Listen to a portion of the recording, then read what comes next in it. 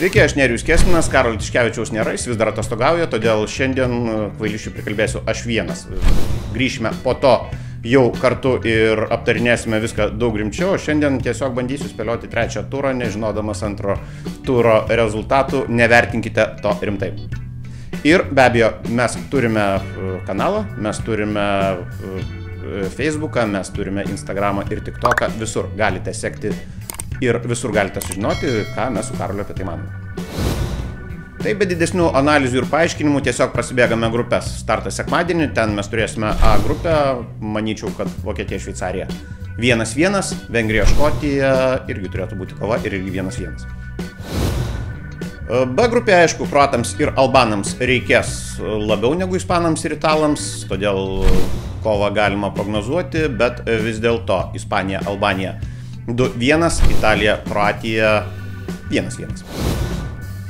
B grupė, aišku, žais pirmadienį, antradienį mes keliaujame ir ten 19 val. Pradėsime nuo D grupės, ten Prancūzija, Lenkija.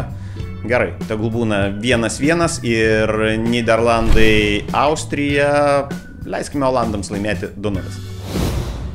Ir 22 val. Antradienį mes ten C grupėje, Anglija žais su Slovenija, sakykime, kad rezultatas tegul būna 1-0 anglų naudai, o Danijos ir Serbijos rungtynėse, tikėtina dėl antrosios vietos, laimės serbai 2-1.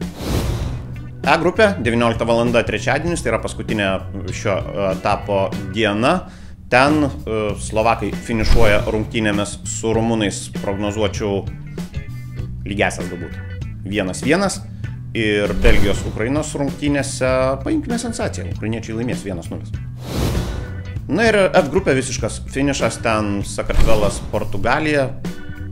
Kažin ar pasismagins portugalai, bet tegul laimi 2-0, sakykime, ir Turkija, Čekija. Ten turėtų būti smagios ir turnyrinė prasme įdomios rungtynės ir aš spėčiau, kad Turkija laimės 2-0.